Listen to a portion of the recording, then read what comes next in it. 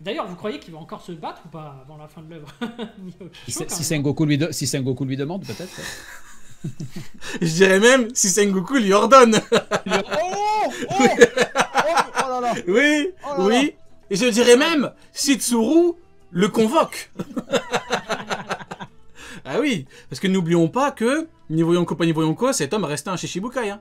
Ils l'ont convoqué, ils l'ont dit écoute. Et il est vu quand on l'a convoqué. Oui. Exactement. Ils l'ont dit écoute, Egghead, tu viens ou tu perds ton titre? Enfin, ton titre, excusez-moi, personne ne veut son titre. Tu viens ou t'es plus Shishibukai, ton poste. Normalement, les amiraux, tu sais que mieux que les niveaux Yonko, t'envoies plein d'amiraux et tout pour le choper sur son île. Pourquoi? Parce que à chaque fois qu'on parle des Shishibukai, il y a jamais de. Vous avez pas remarqué que quand on parle des Shishibukai, il y a jamais personne qui dit oh, sauf Mihawk. Il y a que les fans de Mihawk qui disent sauf Mihawk. Hein. T'as Kaido qui dit Shishibukai c'est de la merde, Akainu qui le dit, à part les fans de Mihawk, personne dit oh non, pas Mihawk. Hein. Mihawk il est trop fort. Je te jure, Rio, que les gens, je suis sûr qu'ils pensent que Oda, il a fait une erreur quand il a mis Mihawk dans les Shishibukai. Écoute, Ils attendent un truc, la révélation, the revelation, comme ils disent outre-Atlantique. Ouais, en disant ce mec-là n'était pas un Shishibukai. C'est Oda qui le dit, les gars, c'est lui. C'est lui qui l'a dit, c'est pas nous.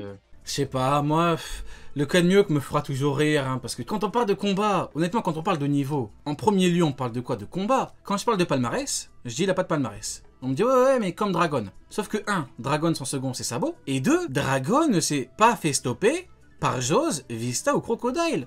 Je vous garantis que si les 3 ou un des 3 l'avaient stoppé, j'aurais dit pareil. J'aurais dit Dragon, réveille-toi. T'es une fraude. T'es une foutue fraude. Mais non.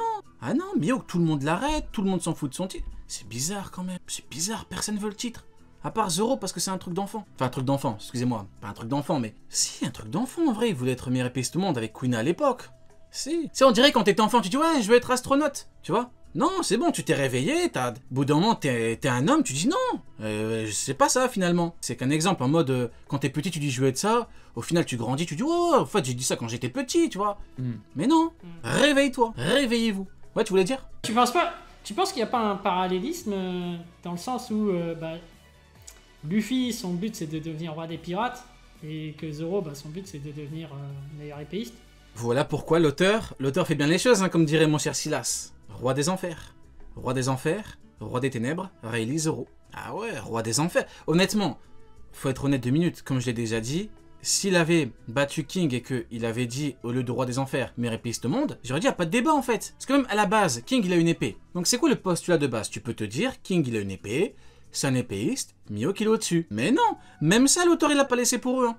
Il a dit je suis pas épéiste. Donc ça veut dire qu'il n'y a rien qui... Qu'est-ce qui met Mihawk au-dessus de King, honnêtement? C'est quoi qui met Mihawk au-dessus de Marco, de King? Enfin Marco il a pas d'épée. Mais c'était quoi? C'était que le titre. Mais il a dit je suis pas épéiste. Je suis pas épéiste, ouais. Bizarre.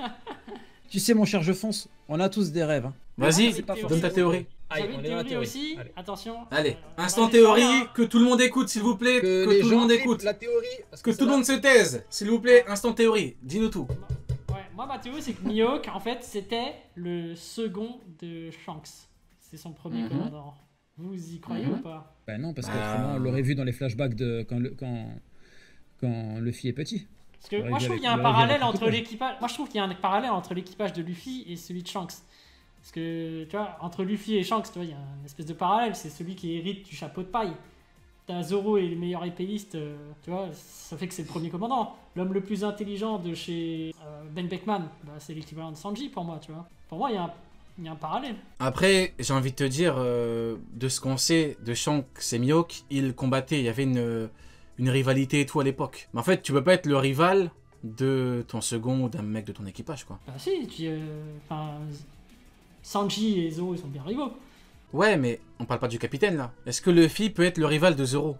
Donc de base, tu peux pas être... Ouais, quand tu regardes les réactions de Mihawk par rapport à Shanks, il le vénère comme si c'était son capitaine, hein, pour moi. Quand il s'adresse particulièrement à lui. Enfin, dès que, par exemple, Shanks il débarque à Marineford, il fait non, non, non, non, non, surtout pas Shanks. Non, mais c'est normal, parce qu'il a pas envie de danser comme Rokugyo. Mais non, mais il a pas envie de danser comme Rokugyo. Parce que faut bien se dire que 30 minutes avant, il coursait Luffy. Hein.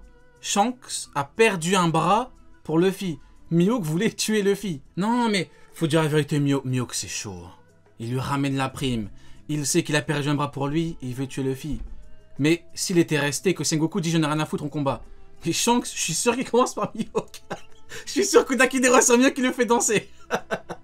Ah, mais c'est Mihawk, il est parti parce qu'il sait très bien que c'est chaud. À la base, moi je me suis dit en vrai, première fois que j'ai lu et tout, je me dis ouais, il est parti parce que c'est son pote. Mais il y a aussi le fait qu'il ait voulu tuer Luffy. Donc en vrai, s'il a ta combat, si t'as un vrai combat, t'as une vraie bataille, je crois qu'il commence par lui. Hein. Tu vois, Kudakidero, elle dit écoute Coco, avec mon HDO là, je t'ai vu le courser et je t'ai vu te faire stopper par Crocodile, sale fraude. Qu'est-ce qu'il va dire Mihawk? Non, non, en fait j'étais pas à fond. Réveille-toi, Egghead. Réveille-toi. Pour moi, enfin ouais, après ça dépend de l'interprétation de chacun, mais pour moi Mihawk il était vraiment à fond contre Luffy, hein, à Marineford. Ouais, parce que pour moi Shanks a dit mon futur héritier, l'héritier du chapeau de paille c'est Luffy. Et du coup Mihawk il fait ah ouais d'accord, je vais te tester à fond alors, pour lui je vais pas faire de cadeau. C'est ça hein. En fait, là, tu nous as prouvé que tu sais lire. C'est-à-dire qu'il l'a dit dans sa tête. À moins que le mec soit complètement taré, qu'en fait il se mente à lui-même, parce que là il faudrait m'expliquer, il a dit je ne lui ferai pas de cadeau. Das Boness, il l'a battu parce qu'il était en mesure de le battre facilement et rapidement. Crocodile, non. Voilà, il y a tout là. Il y a tout. Il y a Das Boness qui vient, il le bloque pour dire en gros, Crocodile m'a dit en gros, tout ce qui est marine et tout, c'est des ennemis. Il l'a battu. Pourquoi il l'a battu? Pour aller voir Luffy. Et là t'as Crocodile qui vient. Vas-y, bah, one-shot-le, qu'est-ce que tu fais? T'attends quoi? T'as une épée noire, mec. Même Shanks, il a pas d'épée noire, vas-y, fais-le. Je sais même pas comment il a eu son épée noire. Hein. L'a-t-il customisé? Pimp my épée, pimp my sword. Pimp my sword. I need a black blade. On va pimper your black blade. Non, mais moi il y a un mystère par rapport à ces épées, hein, mais il est très possible que voilà, moi, il a fait évoluer à ce niveau-là. Quand je dis qu'il est probable qu'il ait obtenu son épée via un don, il a trouvé tout, on me dit non, impossible et tout. L'autre épée noire qu'on connaît, c'est laquelle? Celle de Ryuma. Ok, on est d'accord. Hein. Comment Zoro l'a eu? On lui a donné. Donc, il a très bien pu l'avoir comme ça. Et d'ailleurs, les épées noires, c'est les meilleures du monde, Zoro la maîtrisait bien. Pourtant, Zoro, il avait pas le niveau Yonko. Donc en fait, même dans tout ce qui est épée, c'est bizarre. Tout est louche chez Mihawk. Et ça, c'est un fait, hein. Ça, c'est un fait. Vous ne pouvez pas venir me dire qu'il n'y a pas de problème avec lui. C'est pas possible. Même les épées noires, comment tu l'as eu, sale fraude? Même Roger, il a pas d'épée noire. C'est bien que c'est chelou. C'est un babouin qui l'a trouvé par terre, tu vois. Il lui a filé. Peut-être qu'elle est sale, hein. Peut-être que... Je sais pas, moi. Enfin... Ah, la peinture, peut-être, hein. D'ailleurs, on nous dit, ouais, mais en fait, l'épée noire, parce que c'est du acquis constant. Mais Baggy, pourquoi il est pas mort, Baggy? Et Sengoku, on va pas t'oublier, Sengoku. Pourquoi t'as pas one-shot Stronger et Burgess? Sengoku, sale fraude, t'es niveau Yonko, pourquoi? Moi, je veux une réponse. Je n'ai rien à foutre. Je veux une réponse, que tout le monde me réponde. Viens là, on va faire du cover sur ton épée. Viens, Mihawk. Viens. Tu es le meilleur épéiste. L'accent est... Je te mets un 10 sur 10 pour l'accent. Merci. Masterclass. L'accent des anglophones. D'ailleurs, je fonce. Dis-moi un petit peu, je veux ton avis sur Shiryu, qui est factuellement supérieur à Aokiji. C'est quoi ton avis sur Shiryu? Shiryu, je pense que ce sera l'une des dernières étapes pour Zoro d'atteindre son niveau de meilleur épéiste ou de Seigneur des Enfers. Voilà, pareil. Shiryu veut-il le titre de meilleur épéiste au monde? Non. En tout cas, on n'a pas l'info. Parce que tout le monde s'en tape. On dirait c'est un truc d'enfant, meilleur épéiste au monde. C'est très grave. Hein. C'est très grave, je sais pas, un truc... Obstacle, je pense, l'un des derniers obstacles avant le titre ultime de Zoro, quoi. Oh non, c'est qu'une étape. Parce qu'après, il y a qui d'autre après? En fait, c'est comme pour Luffy, hein. En fait, c'est exactement comme pour Luffy, hein. C'est comme pour Luffy, tu dis, du coup, après Barbe Noire, il y a quoi? Il y aura quelque chose, mais on n'a pas encore d'infos. Pour moi, t'as probablement Xebec. J'avais une théorie justement par rapport au retour de Xebec.